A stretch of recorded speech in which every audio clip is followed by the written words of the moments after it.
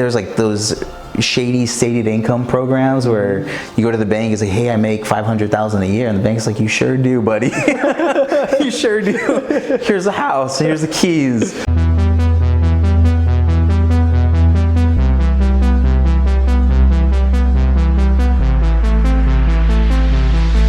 What's going on, guys? Thanks for tuning in again for your weekly dose with your host Alex and Mr. Leo, aka Sold by Leopold. It's gonna go on every week. aka Pop-Tart. That's the one. Pop-Tart, man. Bringing back the old names right here. Oh my gosh, dude. Gotta let the whole world know. Really? Childhood nickname. Yeah. I didn't. Are you serious? Man, I didn't know how to like that name, or did you hate it? No. Who would like the name Pop-Tart? First of all, Pop-Tarts are amazing. So. All right, not that. I kind of like the name.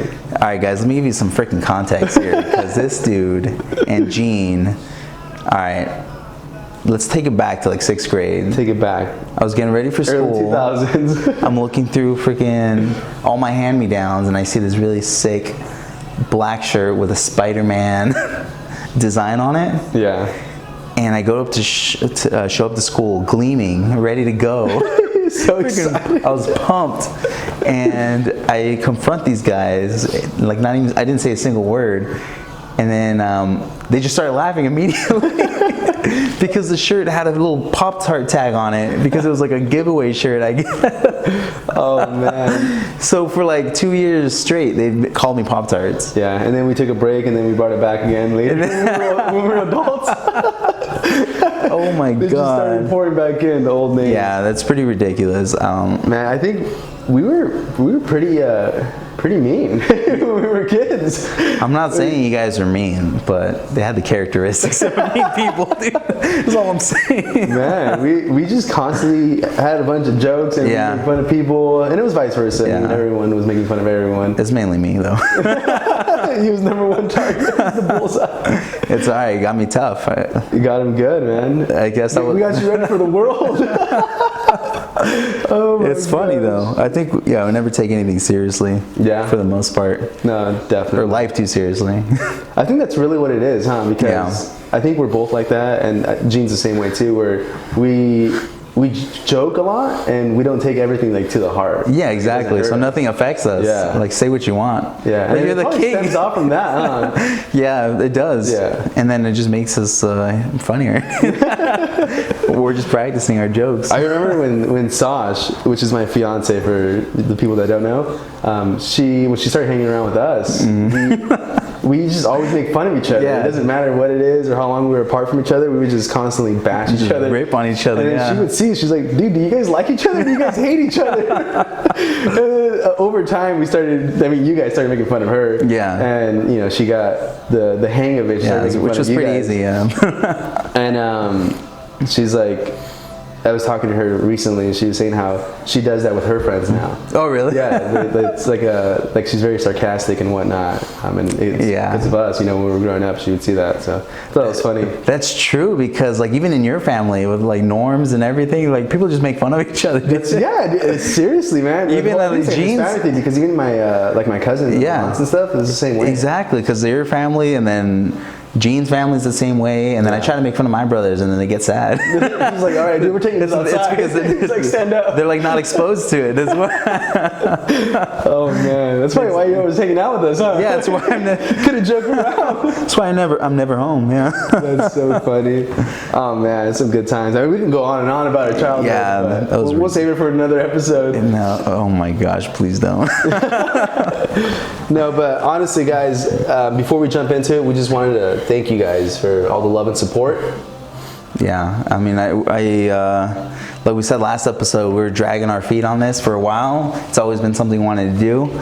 So once we did actually do it, and seeing all the support and all the engagement and it was really great. So I really want to say thank you from both of us to all you guys. No, I appreciate it, and we hope that you guys continue watching, and we all grow together.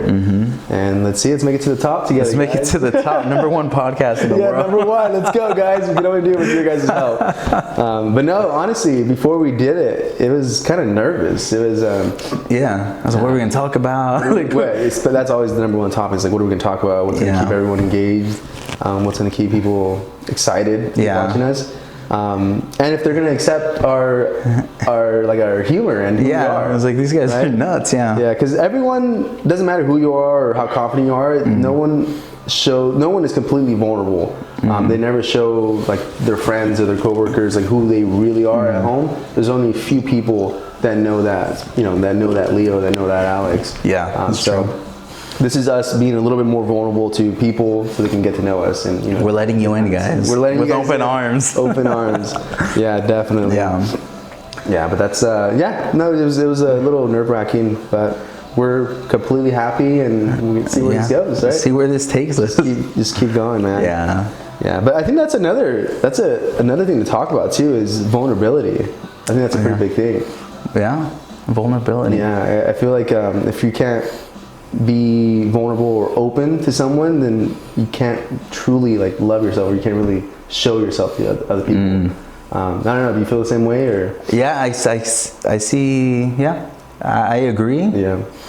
But I mean, I think it's tough for me. I'm just always the walls up. The walls are up, man. Yeah. I think it takes practice, and it's just like one by one. Like you let one person in, and you see. It's because you can't really. I think people have their walls up, or don't want to fully show themselves to people, is because they don't want that backlash, or they don't want, if they don't accept me, then it's gonna hurt that person, it's gonna hurt you. But I feel like you need to take that thought process out of it and not really care like if they accept you or not, because if you accept yourself and you're completely happy, what does it matter? What does it matter? Yeah, that's true. What does it matter? I think I've been growing a lot over the last 5-10 years. Even to go back to that, is that person shouldn't even be your friend, right? If they're not accepting you, or if they're not happy with you, or whatever the case is. That's why I'm constantly like evolving. I'm constantly trying to get into like new circles of friends and stuff like that. That's true. Not because it's just that, but just to grow. Yeah, to grow. Because you don't want to be out of whack. I mean, you want to help everyone to get to where you're going. I mean, I have very big goals, and I see very big aspirations for myself. So I try to help as much as my friends and families that I can, but you can't take everyone with you. It's just the reality. I mean, I think when it comes down to it, I mean, it just goes back to, you can't help anyone that doesn't want to be helped. Yeah, for sure. So like, I think anyone that's like really like on board with like growing and all that, like come along with the ride for the ride, like, and be more than happy to take you. Yeah, because that's pretty badass, man. Like helping a friend out and growing together. That's like really cool. That's why we jumped into business together, because we're childhood friends, and I mean, we already get along with each other. Why not combine our, collaborate and get creative and see where this goes? And we get to see each other, and we get to make fun of each other 24/7. It's 24/7, dude. It's a constant roller coaster with this guy. I mean, what more could you ask for? Like Andy Frisella, the guy from First Form, him and his best friend started First Form, and then from there they opened up multiple companies, and he's the only other partner that he's ever had when he opens up companies. Because they have a good relationship, they've known each other. When it comes to business, you only typically do business with someone that you really trust. And I fully trust you, so that's why, like, let's see where this goes, right? You guys heard it? Oh my gosh, guys! Hey, let me practice my vulnerability a little bit here, guys. Alex, that's a practice right there. Let me practice here, Alex. I love you. I love you, bro. Jesus Christ, Leo! What's in your drink, dude? God. See, this is why I don't do it. This is the response I get, guys. I love you too, Leo. I love you too. It's insincere. I don't want it. No, but it's true. Yeah, it's very, very true. Yeah. But for sure, I think a lot of people start that way. They reach out to someone that they already trust or they already like, and they already see something within them. Yeah. And then it just blows up. Yeah. Yeah. But the key factor is you got to find someone that's like a grinder as well, like that works a lot. The work ethic. The work ethic has to be there for sure. Because if not, then you're gonna feel like someone else is carrying the side. Like this guy's carrying too much weight, or the person's gonna get burnt down and be like, I don't want to work with this anymore. Like, Yeah. this is a bad deal, and that's where relationships get fucking burned. Yeah. So It's you gotta true. pick and choose your business partners. Yeah.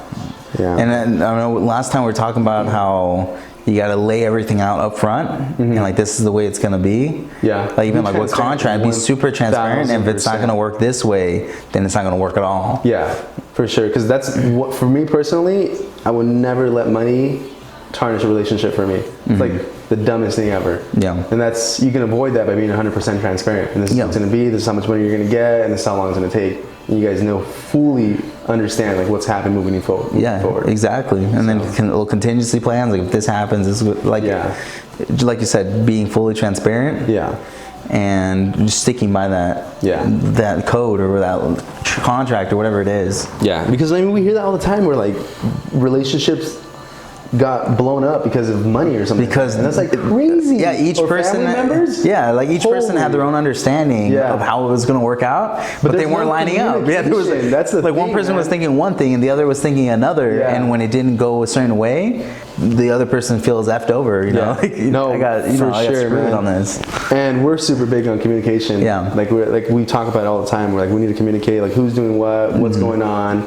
What are we doing this day? What are we doing that day? Yeah. Like, what are our roles? Like, what's the exactly. So I mean, that's one thing that we definitely talked about this year heavily. I know that it's only the first month of the year, but as soon as we got into January 2020, we started talking about like, hey, let's have specific roles now. Exactly. And let's focus on that, and then you focus on your thing, and let's move the whole picture, right? The whole let's move efficiently. Efficiently. Because last year it was more like systems, right? Building the whole thing. Yeah, because it would, like a couple years ago, it was just, getting everything working, just grinding. Just like grinding this and that. Yeah. Wondering where like the next client is going to come from. Yeah, exactly. Who we're going to help next. And those were those 12, 15-hour days. Like we were just at it nonstop. Dude, I miss like birthday parties. Like I would show up late to my niece's party, my mom's birthday dinner and stuff like that. Everything. Because I was just constantly working 24/7. Yeah, it was like so rare to have like a day off or anything. Oh, yeah. It was just like we're working. Yeah. And if anyone were to invite us anywhere, I'd be like, oh no, I can't. And I wouldn't even go out. The first 2 years in business, I never went out. I stopped, like I didn't even drink alcohol. It was, yeah, like, no alcohol, no friends. You were just working, and it was intense. Because I remember I would leave like the house like around 6 a.m. And then I wouldn't get back to like 8 or 9 p.m. Yeah, dude, that was crazy. And then I would just go straight to sleep and then do it again the next day, and that was just like that. It was a vicious cycle. So that first year was like a lot of learning. Yeah. A lot of like, I don't know, we're just so scattered. We're just like overwhelmed or something. I don't know. We had so many different avenues and we were trying to work them all. Yeah. Right? And then so that's when the next year, I think 2019, then we started working on systems and starting investing more in marketing, investing more in like advertising, and try to do everything more systematic and narrow down to the specific 4 or 5 different lines. Yeah, categories, avenues, instead of just having 30 of them. Yeah. And then now that was like a whole learning process in itself. Yeah.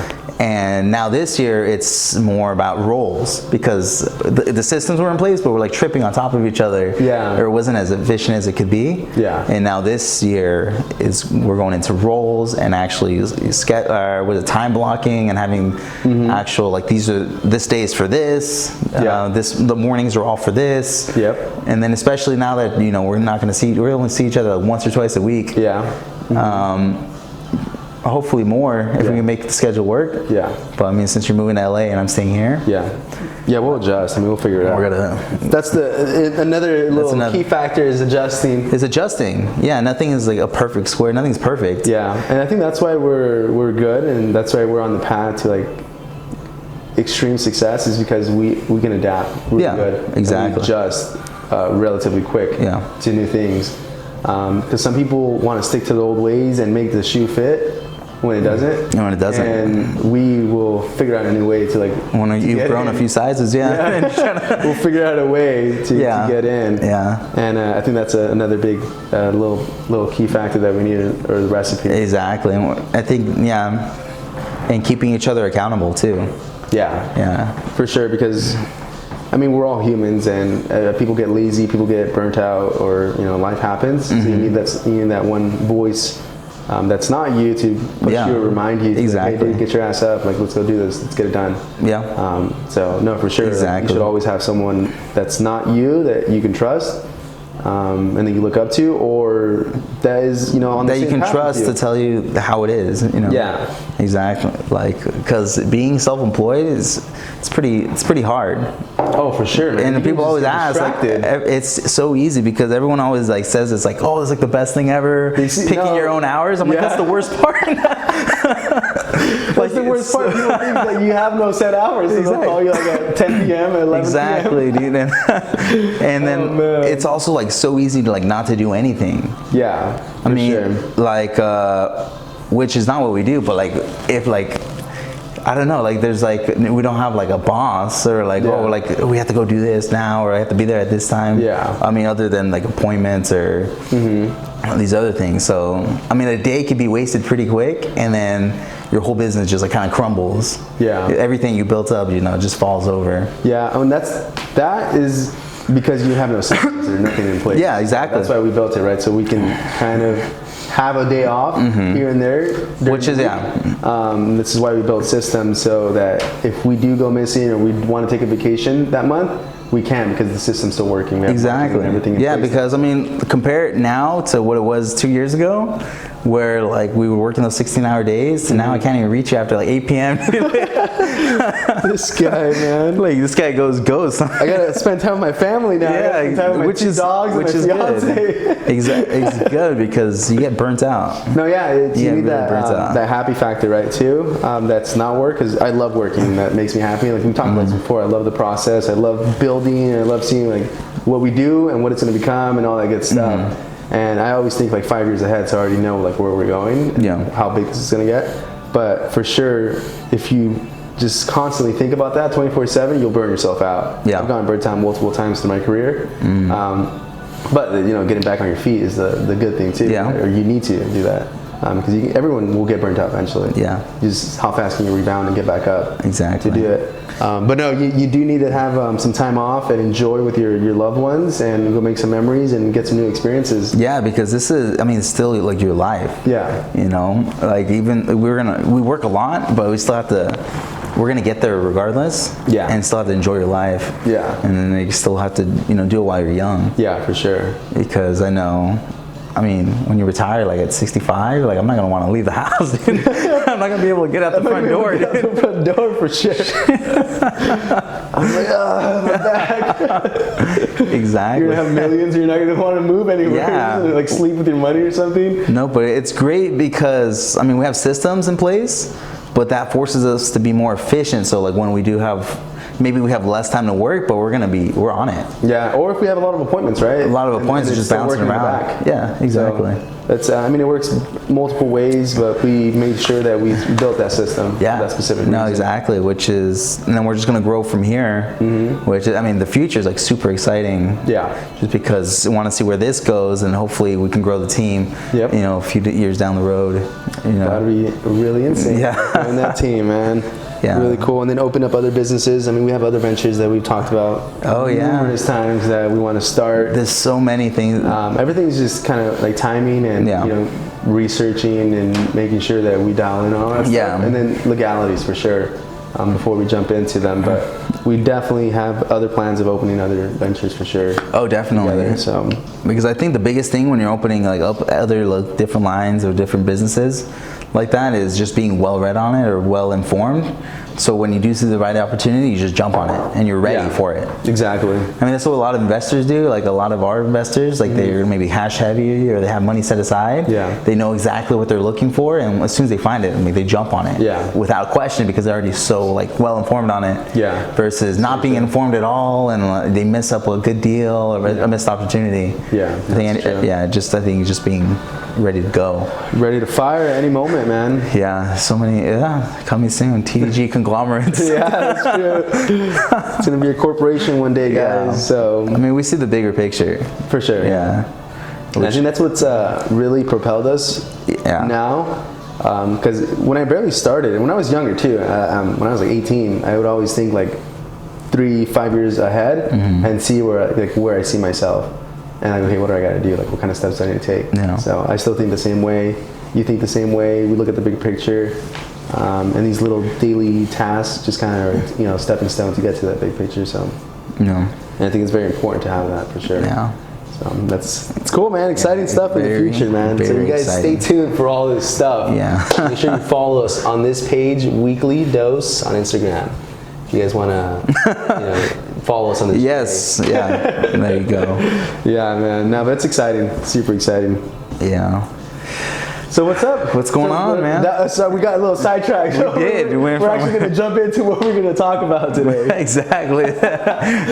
Oh man! See what happens when we get together? This literally happens every single day. Yeah, like in the car, anywhere. In the morning, when we haven't seen each other for like 2 hours, we get excited that we see each other again. And we're like, dude, I read this, or I was thinking about this last night, and then we bounce ideas, and it turns into like this huge discussion into our next appointment or whatever the hell we're going to do that day. So you guys got a little glimpse of that. That isn't what we're going to talk about. There's still more. But no, that was a pretty good topic, right? Vulnerability, and then jumping into like business and all that. Yeah, business mindset and stuff. A little more about us. It's exciting. But today I wanted to ask Leo a question live here with you guys. Oh my gosh! And, let's see what he says. Let's hear it, man. Let me ask you this important question, Leo. Why do people rent a home instead of buying? Why would people do that? Isn't it crazy? It's like throwing away your money, people say. I mean, there's a lot of different reasons why people prefer to rent over buying. Yeah.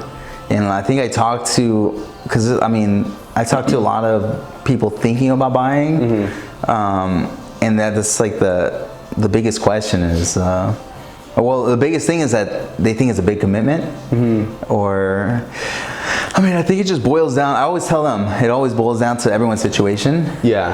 And the best answer I can give them is it depends. That's really the best answer you can give anyone. It depends, because every situation is different. Because you have to look at stability, you have to look at where they're at in their life.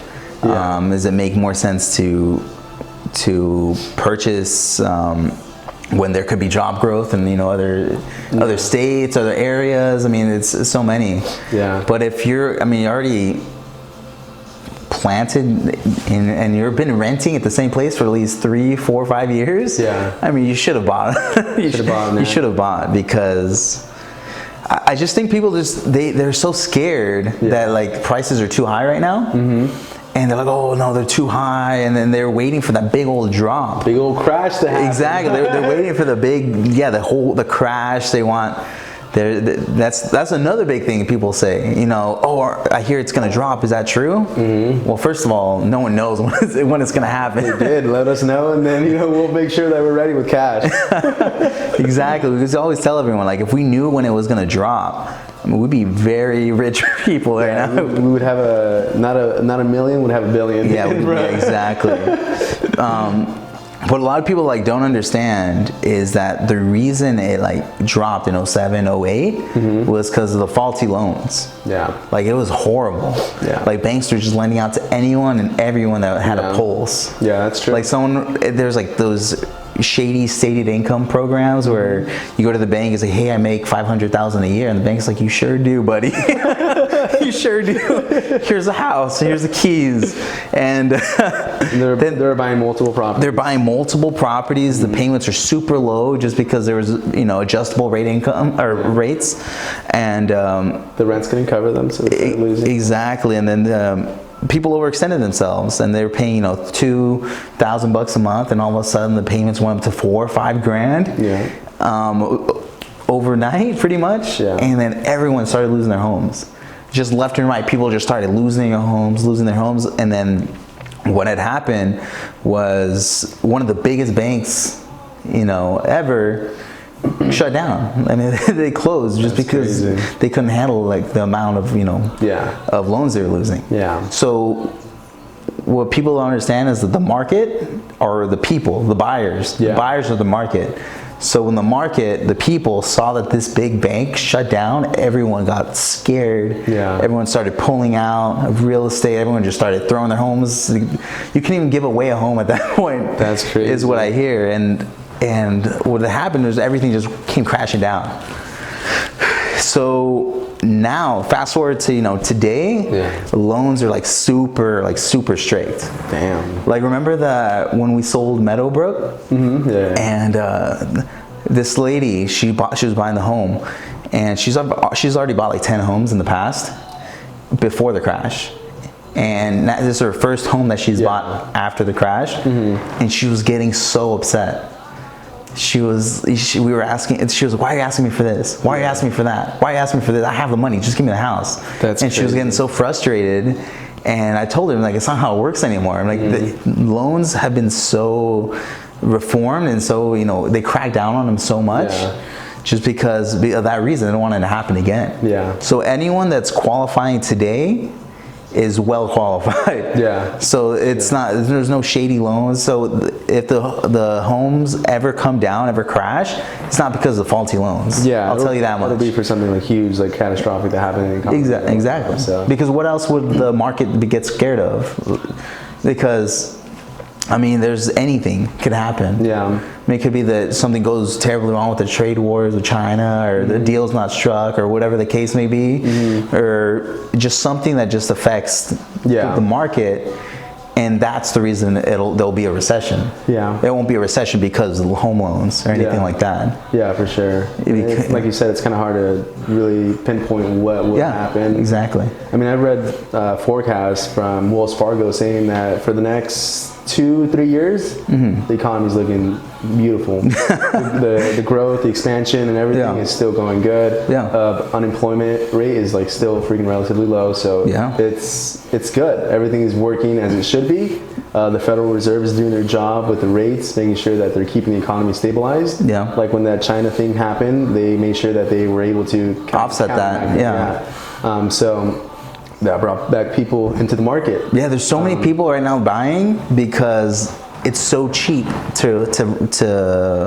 for money. Money is so cheap right now. Money's so financing, cheap to borrow, So it's just crazy how it's literally, it blows my mind how low the interest rates are right now. And people really probably think I'm just saying that just to say it. Oh, you're just a salesman, dude. Exactly, but it's not on our podcast, dude. Exactly. Don't plug here. Don't plug it right now. But it's just like, it blows my mind, dude. Like it's been in the, like, we thought it was going to start going up in November of 18 when they hit the 5%. It's like, okay, well, this is a new normal now. And then it dropped to the lowest they've ever been, and they've stayed at that. They've stayed pretty consistent. Right? For almost a year now. It's crazy. And it's just crazy because I read articles all the time and watch videos. Like, even like big economists are like blown away that the interest rates is still this low. You know? That's true. I mean, I don't see anything personally what could happen. No, or what may not happen. like that. Of Besides course, like a World War III or something crazy. Exactly. Catastrophic, but you can't really predict that unless like you're some kind of like insider. Isn't war like good for the economy? I mean, usually for specific like companies and stuff. For companies. But I would say like probably more jobs will open up and whatnot. That's true. Not if we're like getting ready for like a bomb, like an airstrike or something, I don't think that would be good for the economy. I don't know about that. In war, I was just saying historically. Constrict their money though. I would say they wouldn't want to be investing at that point because it's so uncertain. Like what's going on. Especially with war and, I don't know, a bunch of stuff. I mean, you're like a history major, aren't you? I like history. I'm not a history major. No, because don't tell these guys the wrong information, man. He taught a history class back in the day. No, this guy's a history enthusiast, right? Like, I love history. Because I don't know where I read it. I just thought it was historically, like in the World War I or II, that, I don't know. The economy was booming, And then when they came back, like World War II, that's when you had like baby boomers and stuff like that. But a lot of housing was being constructed, so that opened up jobs for construction, and people were buying and all that stuff. So the economy was moving good, but that was after the war. So during the war, like I said, you have like those factory jobs and stuff like that people were able to work. But I mean, I don't know how the economy was here in the States, like stock market or housing market.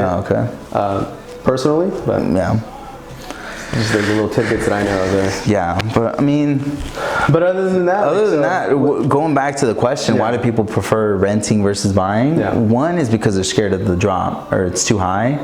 So they would rather rent? They would rather just rent and wait to see what's going on with the market. That's crazy, man. So people would rather wait and not know. What if they have to wait for the next 10 years? Exactly. 15 years. Like you're stuck. And all that equity or appreciation that you could have banked on, you missed out. Because we've had tons of clients before where they bought in the highs, right? The peak of the market, 07, 08.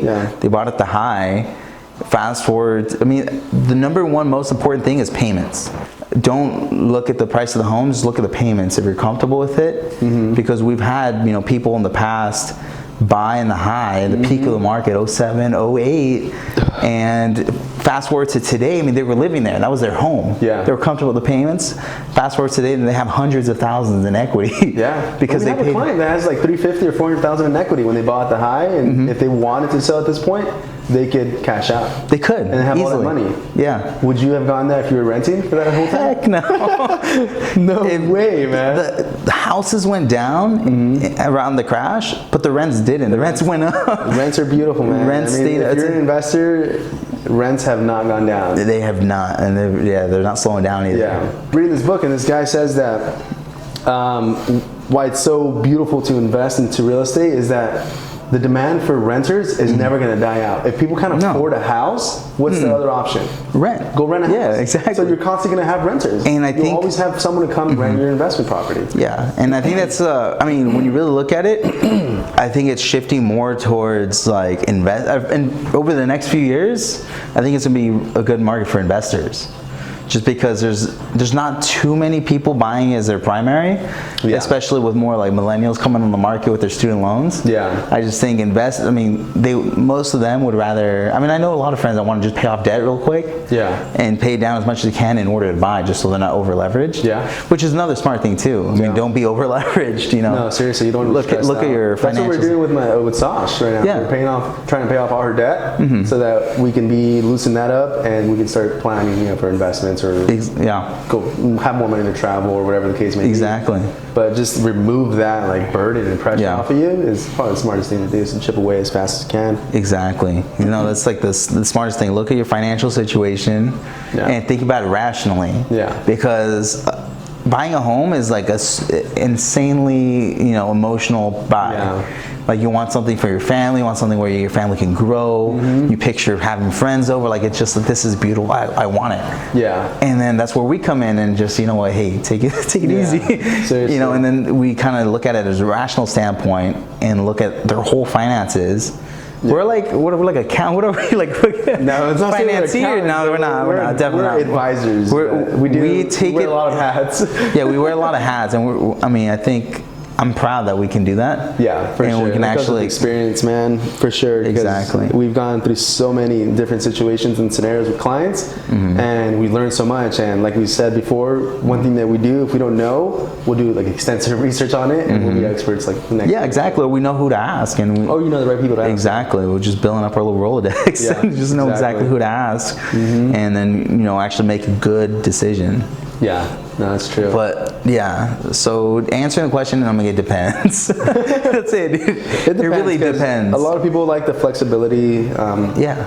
Being able to, if you got to move to another county, another city, you don't want to be tied down. If you want to be a nomad, if you want to go live state to state, perfect. Everyone has different personalities. Everyone has different situations too. Different situations. Some people have families, some people don't have families. Exactly. So some people want to pay minimum for the living expenses and a lot for their experiences. This is another thing.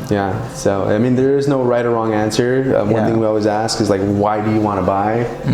What's your situation like, and what are your finances? And then we look at the whole big picture. And we see if it makes sense. And if we can find something that would make you happy, that makes sense for your situation, we'll let you know your options. If not, it'd be you're better off just staying here in this, your beautiful apartment or whatever beautiful house. And if you don't want to be tied down and buy a personal home, buy an investment home. And then we'll run the options for an investment property because we don't just sell in Orange County. We do Inland Empire, we do LA.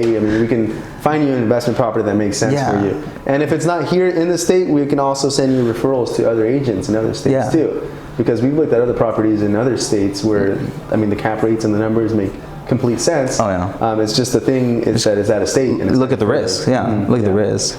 Yeah. So, no, I mean, for sure. It's, yeah, exactly. Not just here, not just in California. I think real estate overall, I mean, we got a pretty good handle on it. Yeah. And if you're looking in other states, I mean, that's something we look at too. I mean, would we buy out of state? I mean, we can let you know because we do research on it, and then we can let you know exactly what to do. Yeah. Plus, we're in a day and age where we have all this information online, so we can find out all the information. Like, is it a good school district for where the home's at? In a different state or another city that you don't know. What's close by? Is there stores walking distance? How are the rents? Yeah. What's the demographic there? All that stuff. I mean, we're able to find out all that information online. So that's why we're exactly. Job growth, like how's the economy doing in that specific market? Exactly. Yeah, is the city growing? Job growth, or is there like a new company coming into that city where it's going to like increase the jobs for everyone? Exactly. So you look at that, or is there a big company moving out of there? You're not going to want to buy there. You're going to be like, you know what? Let's just scratch this one off because why is that big company moving out of the city? Obviously, it's not performing as they thought it would be. So that's the only reason a company would move. Yeah. But yeah, no, we're able to find out all the information for you guys. Yeah. So just hit us up, send us a DM or. Was this like a 10-minute plug, guys? Is that what it feels like? I don't know. This is literally what we talk about, though. Like, I don't think we're trying to come off across as that, but I think we talk about it amongst ourselves. It's good that they should know that we have access to all that information, and that we can also inform them to buy properties outside of California. Yeah. I mean, that doesn't benefit us one bit. No, it doesn't. Not at all. It just helps them to build a portfolio. So I mean, because plug or not, I mean, if you guys want to become successful or have money, hit us up. We'll be able to help you guys out. Exactly. Because at the end of the day, we just want everyone to grow. Yeah. Because I've had friends, you talk to me and say, hey, like I was thinking about buying investments, and they think about that before buying their personal. Yeah. Which is cool because. I mean, why, if you can be smart with your money, because a lot of people, they think it's like a lot of money to put away or put towards something. Yeah. They don't see the big picture. So I'm gonna like put that much money down. Like, they don't see the growth or the cash flow that comes out of it. Because I think we've been looking at the bigger picture a lot too, because we're even like opening up the IRAs and all that. That's what like 401k things are. Yeah, all those retirement saving accounts and whatnot. That's just like another side thing that we got going on. Yeah. We don't really want to bank on that retirement. It's but it's put money aside because we're looking at the bigger picture. Yeah. I mean, it's not like something we're depending on. Yeah. But it's something nice to have. Yeah. Later down the road. Yeah. And it's crazy. Like it's just like minimal contributions. As long as you're doing contributions, the biggest thing for that at least is just compound. Compound. It's just out of sight, out of mind type of thing. Yeah, exactly. It's like money that you don't really need, so you just put it aside. Yeah. But honestly, for me personally, I think the biggest retirement plan for me would probably be real estate investing. Oh yeah. Passive income for sure. Yeah, passive income for sure. It's always been on my mind, and I've always wanted to do it. So I feel like that's the way I'm going to structure my retirement plan. So. Yeah, and I'm thinking about investment property this year. So we talked about it like multiple times. So you guys stay tuned for that. So this has been building up, but this year is the year. Yeah. So that'll be exciting once we get the ball rolling on that, and we'll most likely make an episode about that too. There you go. We'll let you know how the process goes. We'll let you know how the process goes, how the numbers look. Dive deep on the numbers. Yeah, and then you'll see the returns and whatnot. And because I think that's free information. Man. Something I think we're blessed with is that we are able to run these numbers for all our investor clients, and in turn we learn a lot. Yeah. So a lot of people don't see that behind the scenes stuff. Yeah. So if we can communicate that to everyone else, that'd be pretty cool. Because I think it's pretty cool.